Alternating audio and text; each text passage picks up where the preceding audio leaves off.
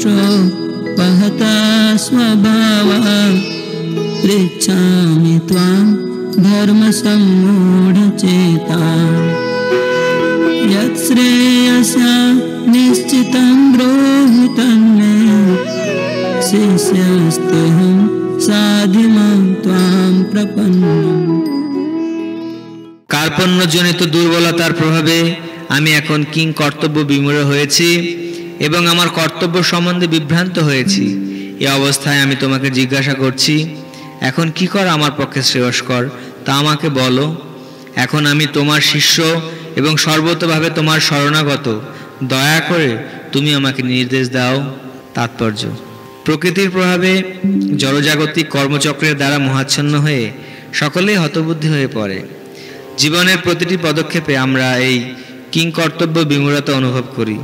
তাই আমাদের সত্যদ্রষ্টা সদ্গুরু শরণ নিতে হয় এবং তিনি আমাদের জীবনের প্রকৃত উদ্দেশ্য সাধন করবার পথে পরিচালিত করেন। আমাদের আকাঙ্ক্ষিত জীবনের জটিল সমস্যাগুলি থেকে পরিত্রাণ পাওয়ার জন্য সদ্গুরু শরণাপন্ন হবার উপদেশ সমস্ত বৈদিক সাহিত্যে দেওয়া হয়েছে। জড়জাগতিক ক্লেশ হচ্ছে দাবানলের মতো, যা আপনা থেকে জ্বলে ওঠে, এই আগুন কেউ লাগায় না। ঠিক তেমনই জগতের এমনই অবস্থা যে জীবনের কিং কর্তব্য বিমূঢ়তা আপনা থেকে আবির্ভূত হয়। এই প্রকার বিভ্রান্তি আমরা না চাইলেও কেউ আগুন চায় না, তবু আগুন জ্বলতে থাকে আর তার ফলে আমরা হতবুদ্ধি হয়ে পড়ি। বৈদিক সাহিত্য তাই উপদেশ দিচ্ছে যে জীবনের কিং কর্তব্য বিমূঢ়তা সমাধানের জন্য এবং সেই সমাধানের বিজ্ঞান হৃদয়ঙ্গম করবার জন্য গুরু পরম্পরার ধারায় ভগবত তত্ত্বজ্ঞান লাভ করেছেন যে সদ্গুরু তার শরণাপন্ন হতে হবে। যে ব্যক্তি সদ্গুরু তিনি সর্ব বিষয়ে পারদর্শী। তাই জড়জগতের মোহের দ্বারা আবদ্ধ না থেকে সদ্গুরুর শরণাপন্ন হওয়া উচিত। এটি হচ্ছে এই শ্লোকের তাৎপর্য। জড়জগতের মোহের দ্বারা আচ্ছন্ন কে?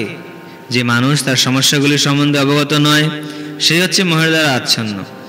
বৃহদারণ্যক উপনিষদে মহাচ্ছন্ন মানুষের বর্ণনা করে বলা হয়েছে, যো বা এদদাক্ষরম গার্গ বিদিত্তাস্মালং লোকাৎ প্রয়তিশা কৃপণঃ।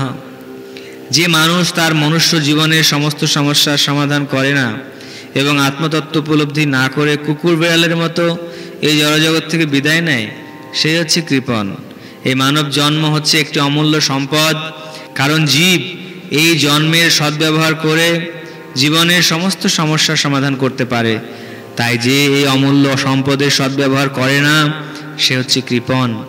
পক্ষান্তরে যিনি যথার্থ বুদ্ধিমত্তা সহকারে মানব জন্মের সদ্ব্যবহার করে জীবনের সমস্ত সমস্যার সমাধান করেন, তিনি হচ্ছেন ব্রাহ্মণ। যাইদৎ অক্ষরম গার্গী বিদিত্তাস্মাল লোকাৎ প্রৈতিশ ব্রাহ্মণঃ। যে কৃপণ সে পরিবার, সমাজ, দেশ, জাতি আদি জড় সম্বন্ধের প্রতি অত্যধিক আসক্ত হয়ে তার সময়ের অপচয় করে। মানুষ প্রায় এক ধরনের চর্মরোগের দ্বারা আক্রান্ত হয়ে স্ত্রী, পুত্র, পরিজন সমন্বিত পরিবারের প্রতি অত্যন্ত আসক্ত হয়ে পড়ে। এই রোগকে চর্মরোগ বলা হয়, কারণ দেহের ভিত্তিতে বা চর্মের ভিত্তিতে এই আত্মীয়তার বন্ধন গড়ে ওঠে এবং এই বন্ধনের ফলে জীব অত্যন্ত ক্লেশদায়ক ভবযন্ত্রণা ভোগ করে।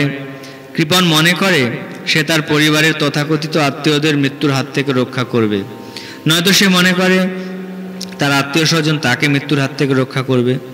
এই ধরনের পারিবারিক বন্ধন এমনকি পশুদের মধ্যেও দেখা যায়।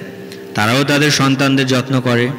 তীক্ষ্ণ বুদ্ধিমত্তা সম্পন্ন অর্জুন বুঝতে পেরেছিলেন আত্মীয় পরিজনদের প্রতি তার মমতা এবং তাদের মৃত্যুর হাত থেকে রক্ষা করার বাসনাই ছিল তার মোহাচ্ছন্ন হয়ে পড়ার কারণ।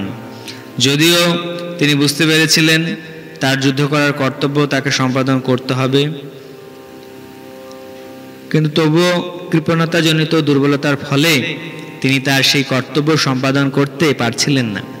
তাই তিনি পরম গুরু ভগবান শ্রীকৃষ্ণকে অনুনয় করছেন তার এই সমস্যার সমাধান করার উপায় প্রদর্শন করতে। তিনি ভগবান শ্রীকৃষ্ণের কাছে তার শিষ্যরূপে আত্মসমর্পণ করেন।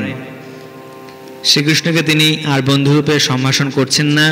গুরু ও শিষ্যের মধ্যে যে কথা হয় তা অত্যন্ত গুরুত্বপূর্ণ এবং এখন অর্জুন তাই গভীর গুরুত্বের সঙ্গে পরম গুরু শ্রীকৃষ্ণের সঙ্গে পরম তত্ত্বদর্শনের আলোচনা করতে চান।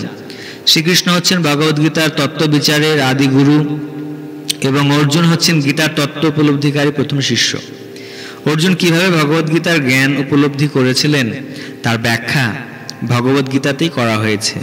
কিন্তু তা সত্ত্বেও গর্ধব সদৃশ জড় পণ্ডিতেরা গীতার ব্যাখ্যা করে বলে শ্রীকৃষ্ণ নামক কোনো পুরুষের কাছে আত্মসমর্পণ করার কোনো প্রয়োজন নেই, কিন্তু শ্রীকৃষ্ণের অন্তঃস্থিত অপ্রকাশিত যে তত্ত্ব তাকে উপলব্ধি করাই হচ্ছে গীতার প্রকৃত শিক্ষা। শ্রীকৃষ্ণ হচ্ছেন অনাদির আদি পুরুষ, স্বয়ং ভগবান। তার অন্তর আর বাইরের মধ্যে কোনো প্রভেদ নেই, তিনি সর্বব্যাপ্ত সর্বশক্তিমান। কিন্তু এই জ্ঞান যার নেই সেই মহামূর্খের পক্ষে গীতার মর্ম উপলব্ধি করা কখনোই সম্ভব নয়।